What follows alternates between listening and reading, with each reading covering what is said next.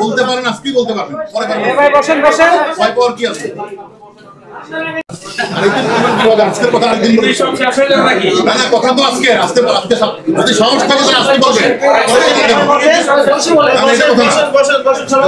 যদি বলতে পারেন, আজকে বলতে পারবেন, পরে পারবেন। ভাই বসেন বসেন, ভয় পাওয়ার কি আছে?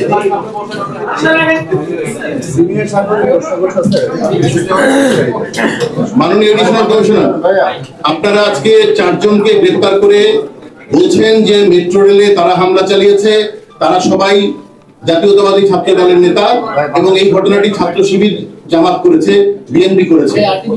5 দিন আগে এলিট ফোর্স আরিফুল ইসলাম নামে একজনকে গ্রেফতার করে তাকে ভিডিও ফুটেজে দেখিয়েছে এবং সে হচ্ছে ভিপি নূরের যে রাজনৈতিক দল তার কর্মী, যুগ্ম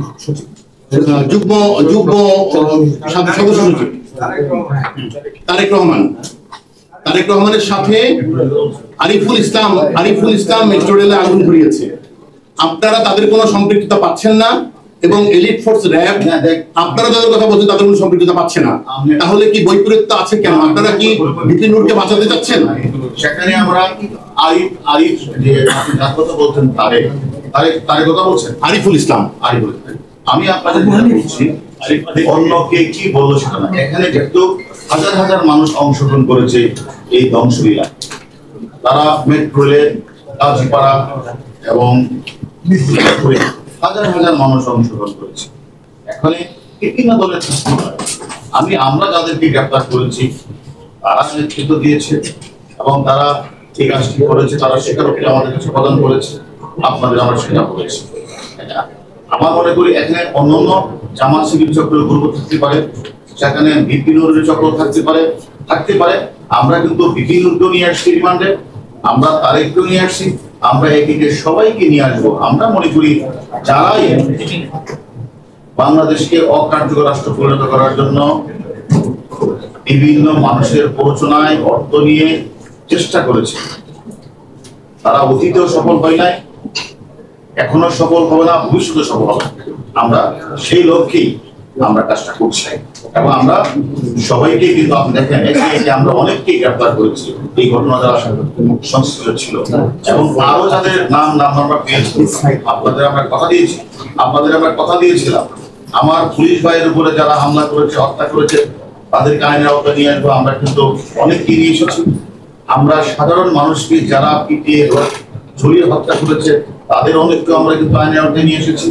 আমরা মনে করি মেট্রো রেলে যারা আগুন লাগিয়েছিল, আমরা ছাত্র দলের অনেক নেতৃবৃন্দ, তাদের বস যারা হুকুম দিয়েছে সকলের নাম আমরা পেয়েছি।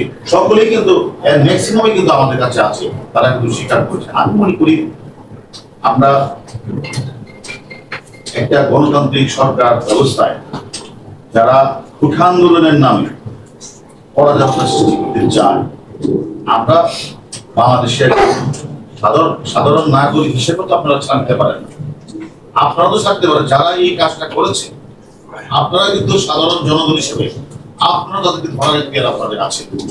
আপনাদের কাছে আমার বিনীত অনুরোধ থাকবে, আমাদের আইন শৃঙ্খলা বাহিনী যেরকম ভাবে সব জায়গায় বুঝতে চেষ্টা করছে তাদেরকে গ্রেফতার করা, আপনাদের কাছে যদি সচেতন নাগরিক হিসেবে, সাংবাদিক হিসেবে মন্তব্য থাকে, এই সকল অপরাধীরা, এই দুর্বৃত্তরা যারা দেশকে অকার্যকর করার জন্য ঢাকা শহরে এই তাণ্ডবলীলা চালিয়েছিল, তাদের নাম নাম্বারটা যদি আপনারা প্রকাশ্যে না পারেন করে দিয়ে আপনারা পালন করে আমি এদেরকে সকলে মিলেই প্রতিহত করব। সাংবাদিক সাঈদকে আপনারা গ্রেফতার করেছেন, সেও কি বাংলাদেশ রাষ্ট্রকে অকার্যকর করতে চেষ্টা করেছিল?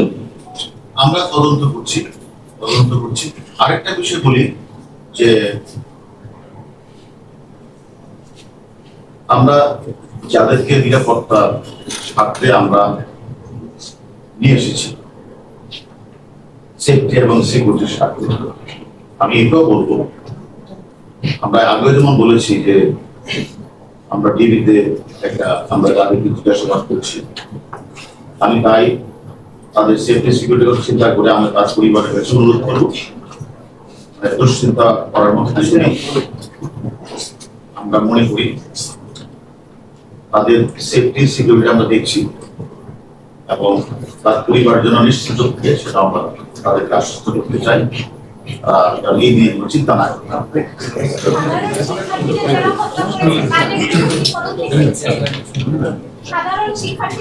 কালকে বলবো না কিন্তু